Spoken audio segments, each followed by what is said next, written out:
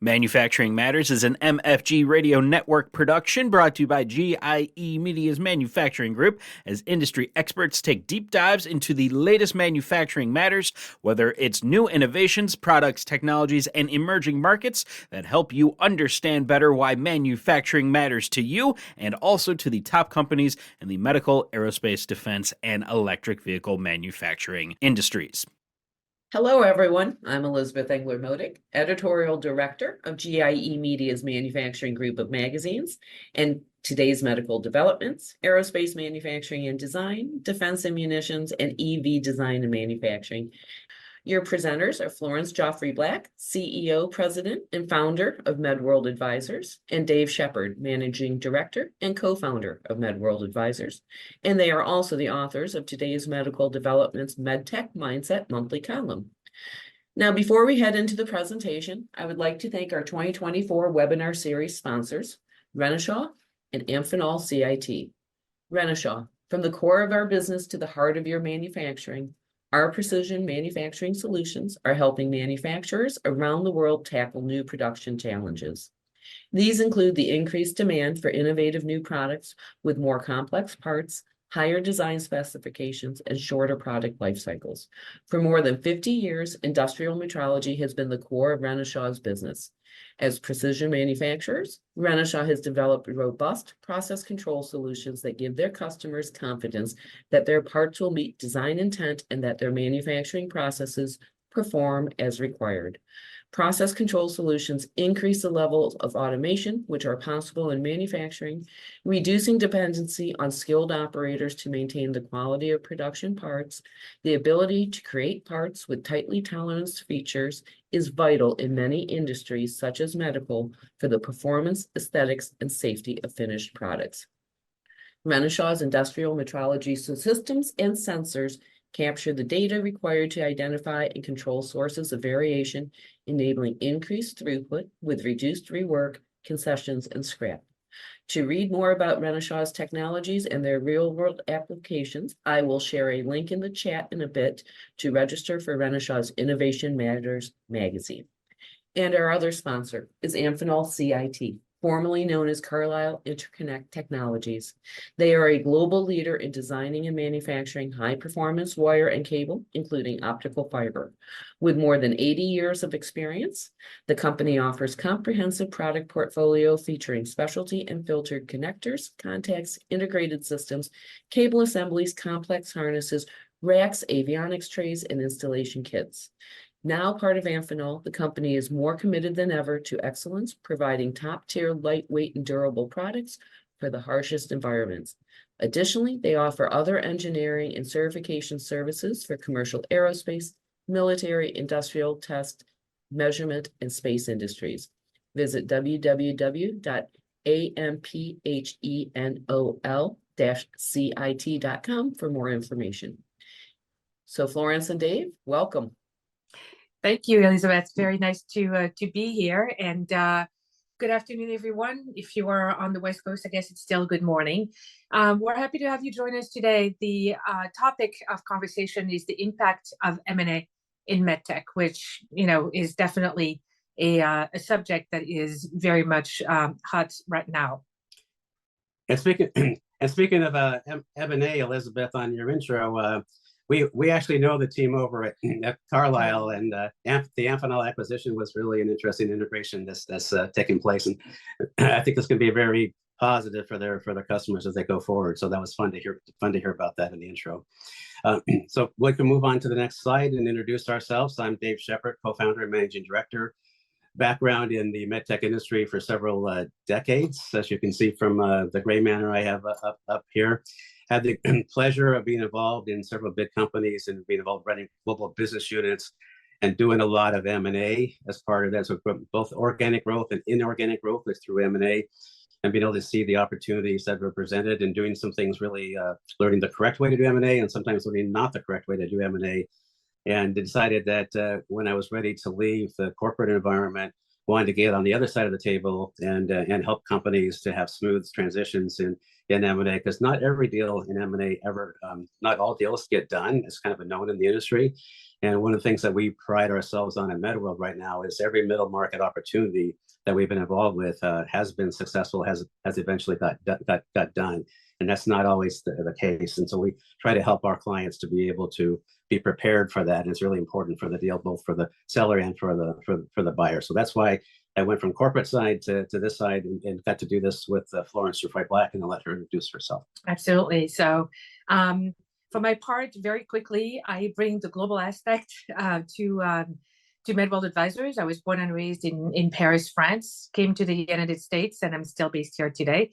With that said, my entire career has been at a global level. I have worked for private and public companies. I have worked for startups as well as private equity firms, really giving me a really good understanding as to what the needs are for each one of those parties, but also what the gaps happen to be. And to Dave's point, our role at MedWorld is really to make sure that we put buyers and sellers together for the right reason. It's not just about the deal, it's also about what happens after the deal is done. So as a company, we are based in 3 locations in the United States. We have Boston, Florida, and San Francisco, California. We also have a legal entity in Hong Kong for some of our Asian transactions. We specialize really in middle market companies, but also innovative companies that have to do with medtech. And medtech can be a number of things, but it's dental, med device, digital health, manufacturing, biotech, everything that really goes under the umbrella of healthcare and medtech. And our sweet spot really is companies that are between $5 and $250 million in revenue.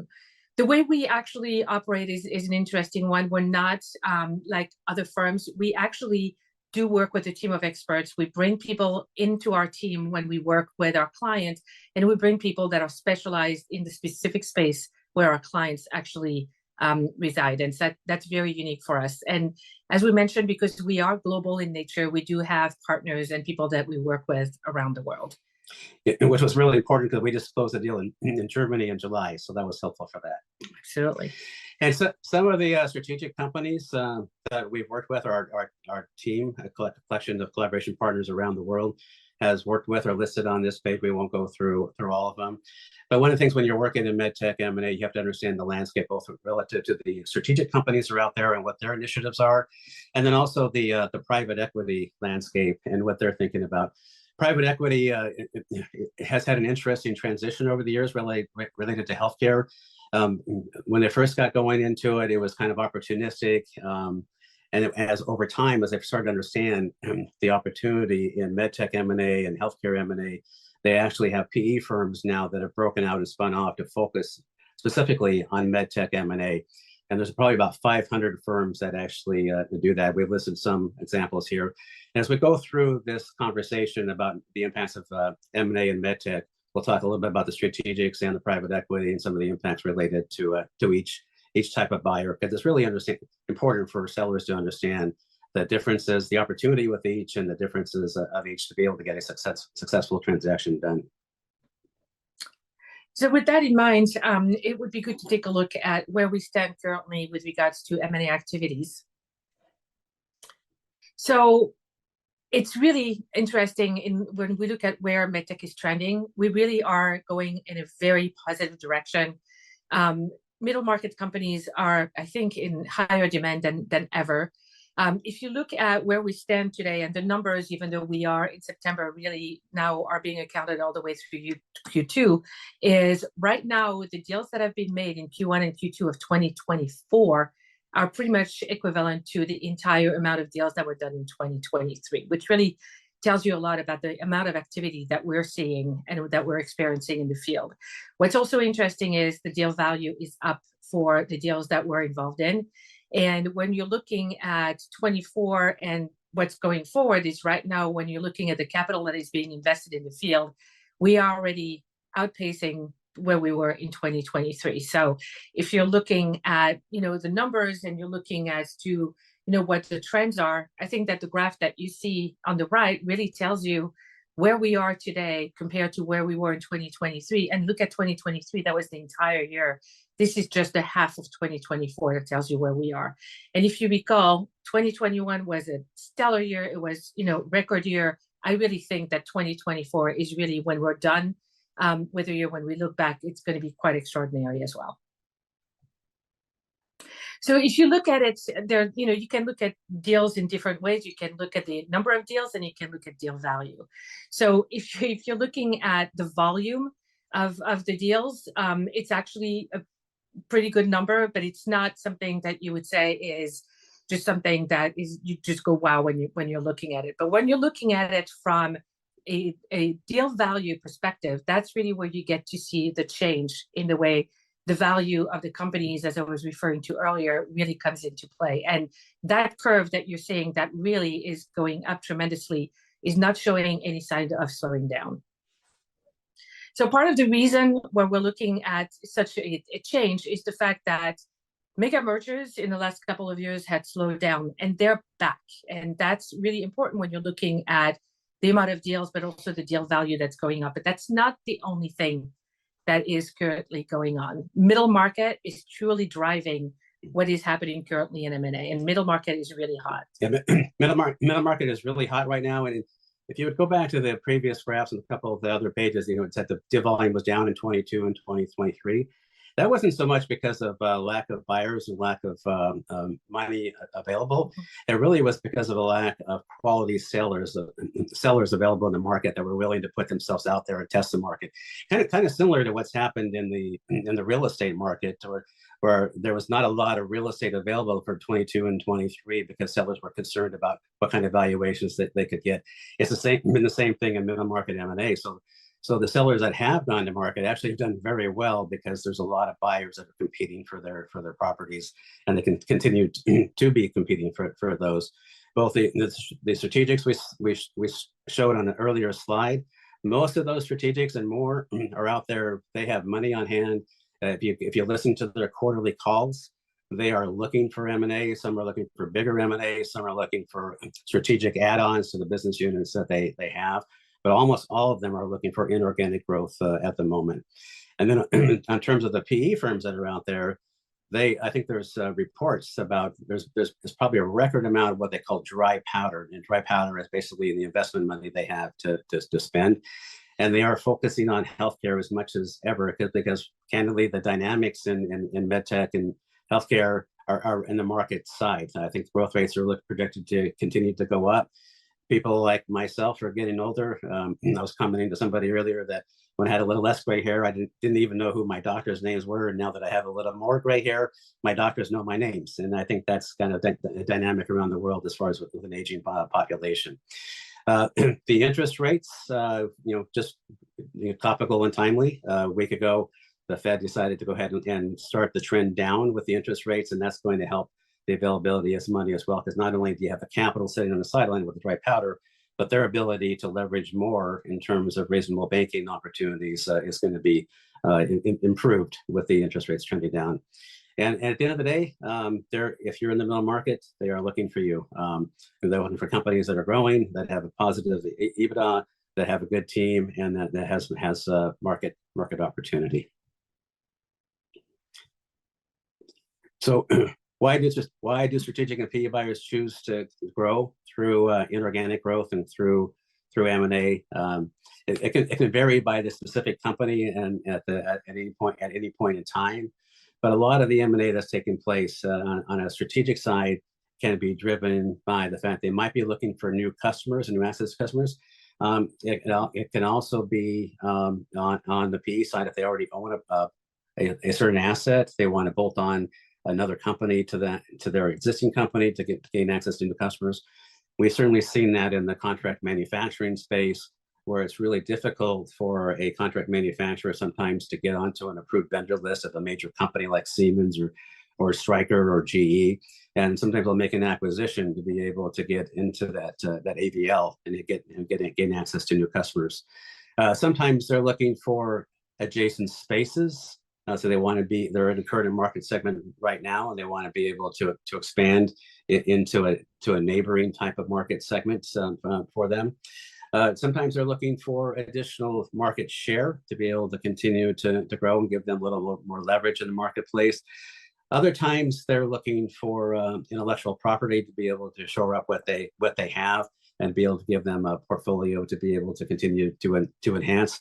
And IP doesn't necessarily need to be patents. People often think of IP as being a patent, but in this day and age, it really can be proprietary algorithms that are being developed. A lot of med device has gone into really being digital in nature, and with having software involved with it and being connected devices. So that can also be IP.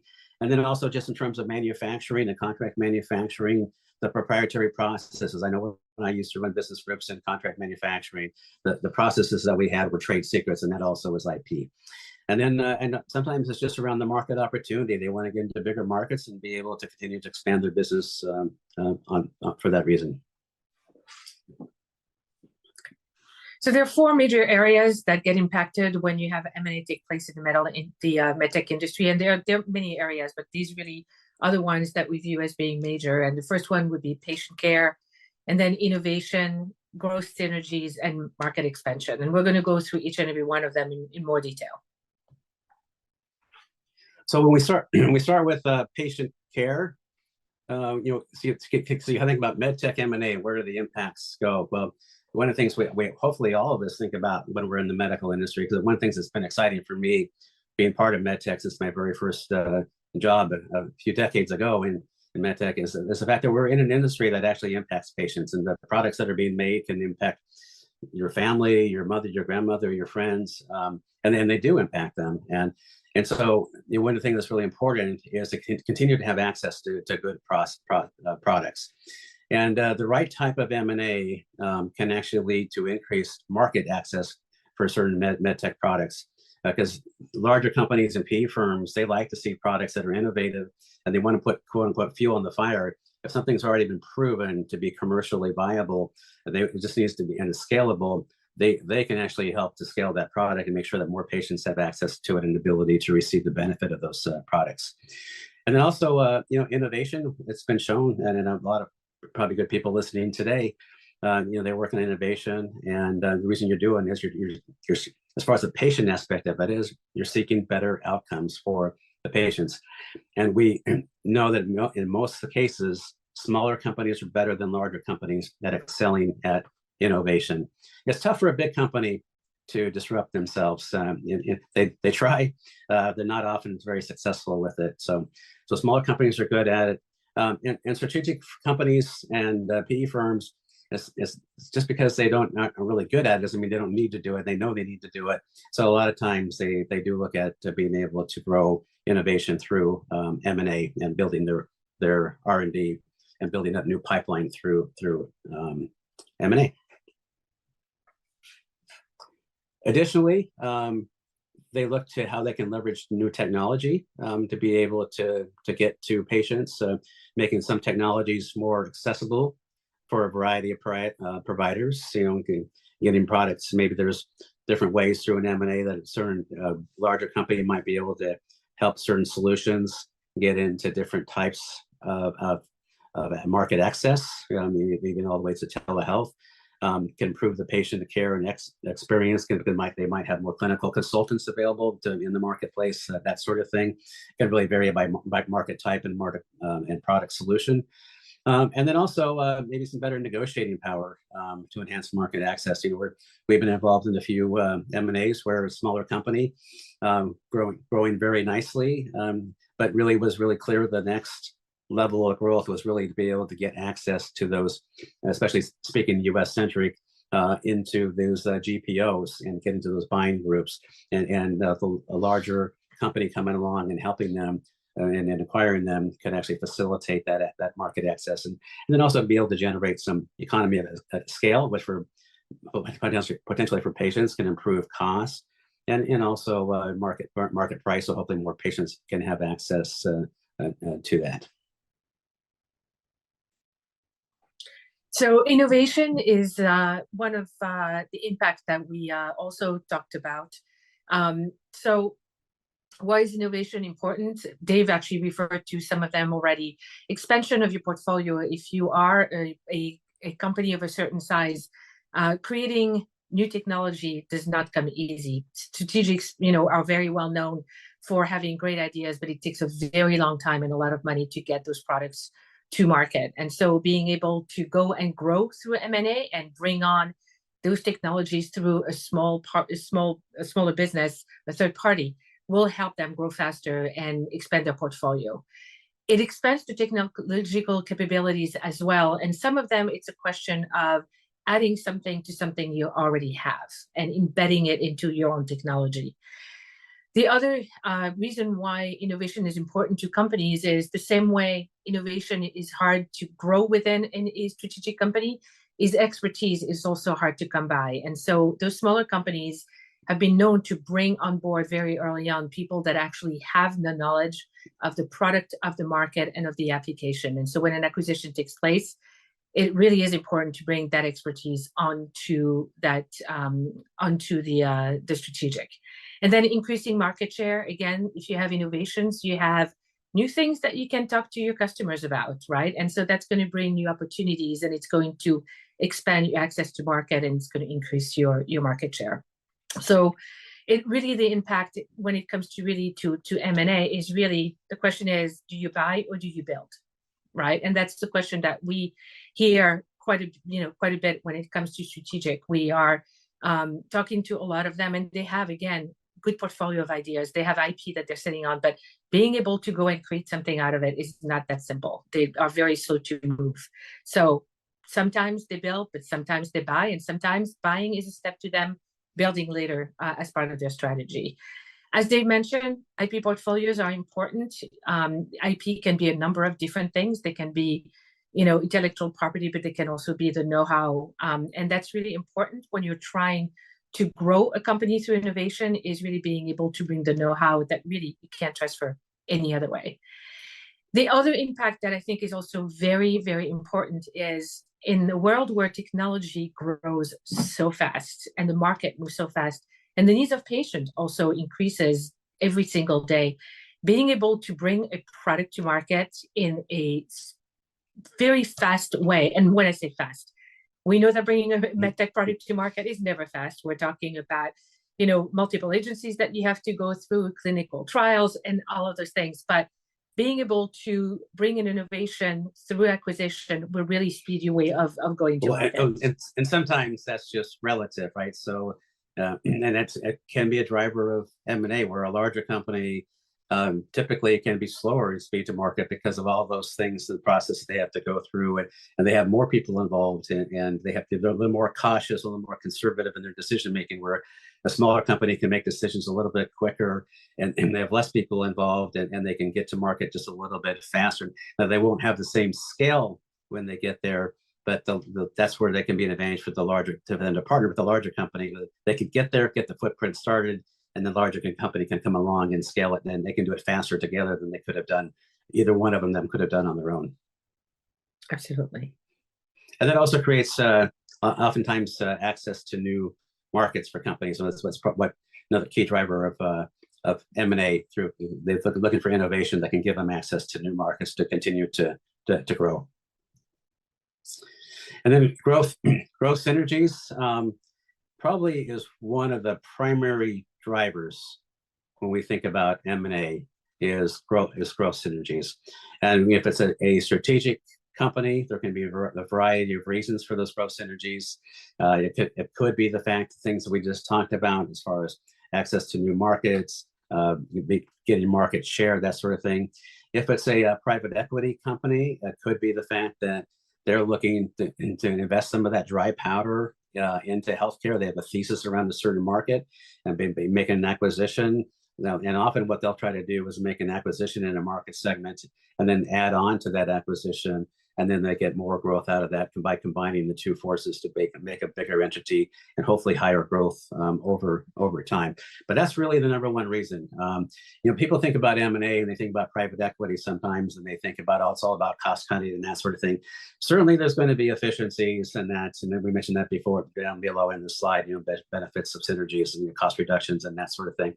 But the number one reason, if you have a reason to be able to demonstrate growth synergies, and we do that a lot in our M&A processes, is really help drive the value proposition around the deal, is the growth synergy that's going to take place. People but make acquisitions because they want to grow and they want that growth synergy to be there, and that's a huge impact on medtech. That's really the title of this presentation, is the impact of M&A on medtech.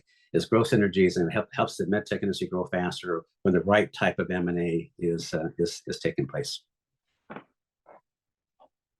And then we talked about market expansion being another impact of M&A. And as we talked about earlier, definitely getting new customers is a huge impact on any kind of M&A deal, whether it is a platform that you're adding to or a platform that you're starting. It is really going to give you a new range of customers, and you're going to get more value from each customer as well, just because you are offering additional value, additional products in your portfolio, and you're going to be able to offer better services, better products, and better outcomes for each and every one of your customers.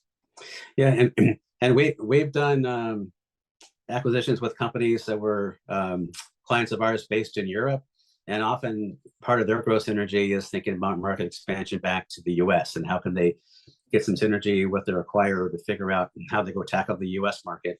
And similarly, we're working on deals even this year where the U.S.-based company that maybe has some footprints internationally, but not to the level they would like. The acquisition is actually going to help them to be able to get more growth in international markets, including Europe and markets in Asia. So market expansion really can be a key driver of some of those growth synergies, as well as getting into new market segments. And in one case, in one of the deals we recently did, with the technology that they had, and there was going to be really no need for any new innovation. What they really needed to figure out to do is how to use that same technology in a new market segment, and it actually was understood that can take place. So part of their fuel on the fire, so to speak, right now is to create a go-to-market plan for the additional segment for the technology they have, to create a higher value proposition for their customers, which will help the company to grow, all because of the M&A that took place together. Absolutely. And one thing that I would add to this is we're also talking about new customers and providing new additional value for every customer. Another big thing on market expansion is also has to do with channels, and how you're able to expand your market reach through channels that you may not have had otherwise, whether it's direct channels or distributors that you would not have had access to before if you hadn't done through that acquisition. And so people always ask, okay, so what's hot in M&A, especially in medtech? We're finding that some of the hottest areas are areas where digital is proven to be scalable, and that's an important point to make. That there's a lot of companies that are out there in quote unquote digital healthcare that have amazing ideas, and every time sometimes I meet these people, and they make me feel a little silly in terms of where I'm at intelligence-wise, because what they thought of is crazy ingenious. However, it's not that helpful unless you figure out a way to commercialize it.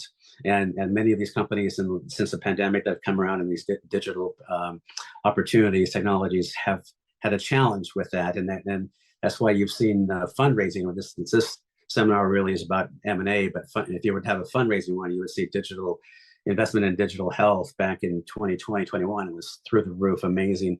And it's quite a bit less these days because there's a recognition that being able to get something to market is not so easy in medtech and in healthcare. And so you have to really think about the commercial models that are there and how do you plug yourself into those models. And yeah, you can change models, but it's going to take over time. So you have to figure out how you get in and then be able to improve the system when you're there. And there are ones that are doing it, and the ones that are doing it are getting amazing rewards for it, not only with their customers in the marketplace, but also if they're interested in finding out the value of their company. If they have any kind of ARR model that's proven scalable, there's a lot of high interest and a lot of high value in that. Some of the obvious other segments, cardio and neuro, are always pretty interesting segments. Obviously, in the hot topics these days around robotics and minimally invasive surgery continue to be there. Orthopedics. There was quite a bit of backup during the pandemic with orthopedics. For interesting discussion, maybe for a different time over a beer with some people about what an elective surgery should or should not have been during the pandemic. But a lot of times orthopedics was one of those. And so there became a waiting list for people that needed to have orthopedic surgery. In the U.S., less so, but in the countries that have more of the government models, so like UK and Canada and a lot of Europe, that's the case. And so there's a huge amount of volume of orthopedic procedures that are going to take place in the next few years, just because they're working through that backlog and waiting list of people that still need those surgeries. In terms of business models, companies that are looking to invest, they really like that disposable model, the single-use products that are out there. And in many cases, we've seen companies are able to prove that the single-use value proposition is actually better than having it be sterilized. Because one of the first reactions sometimes to a single-use product is, well, what about the environment? What about that? And actually, in many cases, if you actually do the complete study of the cycle of what it takes to sterilize a product in a hospital, it's actually taking more energy. The chemicals they use, there's a lot of things that go into it. Actually, the value proposition for the single-use product is actually better for our whole ecosystem. It's better for the environment. And of course, then the business model is better for the companies themselves. So it works out really well. And of course, if I went back to the patient, I was going to think exactly that. As a patient, I think I would rather have a single-use product, something that is new and just used on me, than something that has been used, sterilized, reused many, many times, and re-sterilized many, many times. They just don't perform the same after a number of uses. So yes, I was going exactly the same place. Do you know where your endoscope is been? Right? Exactly. Yeah. And there's a whole company that's made money on taking endoscopes from being reusable products to single-use products. So the model is out there. And then contract manufacturing, because the whole overall industry is growing. And I think a lot of TMD subscribers, are contract manufacturing in that space. So it's good news for you. At whatever point you might be ready to think about you're selling your company and the value proposition you might have. Contract manufacturing continues to be very, very hot for medtech company, for contracting CM for medtech, for life sciences, especially if you're a CDMO. CMs to do well. CDMOs do even better. Contract for design and manufacturing services that you would have, because the overall industry continues to grow, which continues to create opportunity for contract manufacturers, and the companies themselves, the large companies, the J&Js and the Strykers, and that they really have decided as an industry, for the most part, to focus on what are their strengths. If they're really good in urology, let's be good in urology, but we don't need to be worrying about being the contract manufacturer for certain things. So they're really focused on their go-to-market channels and being successful in how they get products to markets versus their innovation themselves, because they always know they can go out and acquire innovation if they need it. And so therefore they're not investing as much in manufacturing. They're counting on contract manufacturers to do that, which makes contract manufacturing a very viable space in M&A. And as announced at the beginning of this program with the Amphenol acquisition of Carlisle was one example of that. We earlier sold a contract manufacturer this year as well. So in terms of continuing that conversation, innovation, digital, the focus has changed. So it's not just about having something that can be digitize something. I'll practice that 3 times. Digitize something, but it has to become clinical. But it can't just be an app. It can't just be an app. It's really got to be around something that can be useful. It can be, first of all, the patient has to impact the patient outcomes, and then it's got to has a commercial model that's viable, and it can recurring revenue. So ARR can really be key there to the success relative to M&A. That's really the focus that we are talking about today. In terms of AI, everybody's talked about AI. AI has had amazing impacts in the financial markets this year for sure, and every company is considering how they get involved with it at different levels. And AI often in our industry is more machine learning AI than the use of how are we learning things and to be able to read images, how are we doing things to be able to plan surgeries and that, and that's going to continue to grow. And on the healthcare side of it, AI is more the large language models going into the Epic systems and that. And what we've seen is the AI that can help get into the reimbursement models and be able to do that more efficiently.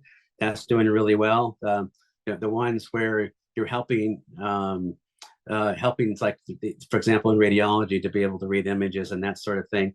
There's not been a reimbursement established for some of that just yet. Yet we know 10 years from now, all of that's going to be done that way. But the commercial model hasn't caught up yet. So that's struggling just a little bit more. And then in terms of robotics, of course, you say robotic, it's hot. Then you have to come specifically, what are you doing within robotics? So some of the contract manufacturers around that are doing pretty well. Getting to robotics that are footprints that are smaller is helpful. Disposables, because you're growing procedures right now in robotics. And so that's creating an avenue for disposables for those procedures. So that's also very hot. And then obviously being able to show your value proposition, which is the cost versus reward model. So I think we're getting to a point where we're getting close to ready to summarize here. Really now is a good time to consider exiting if you're thinking about doing that in the next year or two. The election is not going to impact valuations or timing. The dry powder is there. People are committed to spending it if they have the right opportunity. Deal value right now is ticking up. It's going to tick up even more with the interest rate cuts that just took place. People are looking for quality sellers on the marketplace. And with the election, even depending upon who wins, it may even expedite the need for some M&A. We saw that back in 2021. The whole market saw it. There was concern when we changed administrations that the new administration was going to take away the previous administration tax cuts, maybe even raise taxes higher. And so a lot of people that were by the point where they were thinking about exiting, they rushed to do that in early 21 before anything could change. Fortunately, things didn't really change, so that was good. But that did help the valuations at that time. And I think we're going to see a little bit of that again. There seems to be a lot of promises around tax increases on some sides of this equation. And so if that happens, I think people, it always takes a while for that to evolve. So people will be expediting to get out. If you're thinking about doing the next couple of years, you might as well do it now before anything changes in terms of the taxes. And then at the end of the day, quality mid-market deals are more in demand than ever, especially in medtech. Strategics are looking for their tuck-ins. They need innovation for their sales pipelines. And as we mentioned before, the private equity firms continue to have extraordinary amounts of dry powder, and they're more focused on medical and medtech than ever before. And just as we close, we wanted to talk about, when we talk about medtech and M&A, and we're talking about middle market, that's really what a core focus of our practice is. You know, what is middle market? Really, anything with any company that has quality products and solutions in medtech that has EBITDA greater than $1 million. That's hot in the middle market today. Obviously, the bigger, the better, the more value that gets equated with it, or in terms of software solutions, ARR greater than 1 million. So if you are considering selling or know someone who is, now is the time for a serious evaluation of your opportunity in medtech and contract manufacturing for all the reasons that we've described. So I guess at this point, Elizabeth, we can turn it back to you for questions and say thank you to our audience for listening. Hi, Dave and Florence. Wonderful presentation. We really appreciate it, as always. We do have a question. I know that you were saying, now is the time for selling. How long does a transaction, from start to finish typically take? Does it depend on the size of the company and the complexity of the sale? Yeah, that certainly can impact it, Elizabeth. It's a great question. But typically it's a 6 to 9 month process, and for a middle market type of deal. Because if you want to do it right, I could come and offer Elizabeth's medical company, make you an offer today, and we could probably close the deal in 4 weeks. But I probably don't really know the value of what I'm buying, and you may not even know the value of what you're trying to get out of your business. So for the most part, we do a pretty good process. You want to do a nice process to evaluate your universe of buyers let them know that you're for sale in the right way. There's a non-confidential way of doing that, so you don't have to tell the world that you're for sale. So that's kind of what you go through with a good M&A advisor, is figure out who might be interested in your type of business, and then you get confidentiality agreements in place, and then you have created a document around your business that kind of shows the value proposition for your business going forward for a buyer, or maybe certain types of buyers. You could have that kind of tailored to different types of buyers out there, and that takes a little bit of time to put all that together. So usually you can get to really a good indication of interest and what your valuation might be in about 3 months, and then maybe to negotiate a good deal with some of those core buyers that you've found out that could be interested. That takes another 4 to 6 weeks, and then to close the deal in terms of diligence, and that usually takes 2 to 3 months. So overall, on average, it's about 6 to 9 months. Things can be done very quickly if needed. Sometimes you might lose a little bit in the process, and sometimes it can take longer if there's more complicated things in terms of cross-border deals and regulatory approvals and that sort of thing. Great. And another question that was a message to me, seeing the locations that MedWorld Advisors are in now, do you see one region that is busier with M&A or coming up with more startups that seem to be catching attention? Between the US, Switzerland, Hong Kong, Germany, I'm seeing all of your locations. Yeah, that's one of the fun things for us. We've been international from the start, and we do see variations in different regions. What we've really found is in today's environment in 2024, Europe and the US are pretty similar in terms of landscape. There's strategics there, there's private equity in Europe, same thing in the US. And so the M&A environment, a greater portion of our practice actually is going towards Europe because of that, for the middle market companies. Now, in terms of the startup world, that's a little bit different, because those tend to be more strategic deals, because private equity doesn't get so involved in companies that don't have a lot of revenue or a lot of profit yet. In a country that really right now is excelling in that is France. They really put together a nice ecosystem. It's interesting. France is an interesting conundrum because it's really tough to run a business in France. If you're an established company, all these roles, you hire somebody and they don't go to work, and you got to pay them for 10 years before you can fire them. So a lot of people struggle to buy bigger companies there. But in terms of the startup world, innovation, they've really made it attractive for companies to start up. So a lot more people are self-employed, partly because they don't want to have employees there. So it's an interesting world environment there. But overall, at a macro level, going back to the middle market M&A, Europe is very strong right now because of both the PE influence. It wasn't there probably 10 years ago when we first started, but it is there now, especially focusing in healthcare. Definitely strong in the US. And then Asia, China is really interesting. It was very strong before the pandemic. Since the pandemic, people have been more leery with China, and so you got to pick your spots there. And then with the rest of Asia, Singapore, Hong Kong, and India, there are some opportunities there. But in terms of medical industries, not as far as established companies, there's some contract manufacturing, but not a lot of companies there. So there is some play there, but not as big. Yeah, I would add one more thing to what Dave said, Elizabeth, with regards to startups. Europe really has created an environment where startups are actually encouraged. They're funded by the government up to a certain point. And so starting a company, I'm not going to say that it's easier. There are rules and regulations just the same, but they're not looking for funding the same way a US startup may have to look for funding. And so that changes their ability to at least get off the gate. And it doesn't mean, again, that they're going to succeed in the long run. They're going to be better at what they're doing.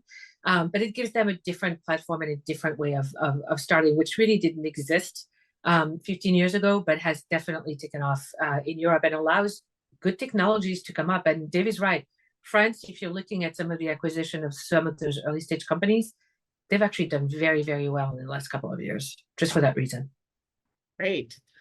Well, I don't see any more questions. So I want to thank Dave and Florence, and I also want to thank our 2024 webinar series sponsors again, Renishaw and Amphenol CIT.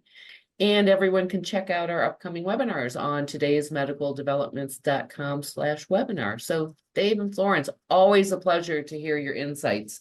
Thank you so much. Thank you for having us. Thank you again for the opportunity. Have a good day. You can listen to all of our episodes of Manufacturing Matters and Lunch and Learn podcast from the MFG Radio Network on Spotify, Apple Music, and on our websites, todaysmedicaldevelopments.com, aerospacemanufacturinganddesign.com, defenseandmunitions.com, and evdesignandmanufacturing.com.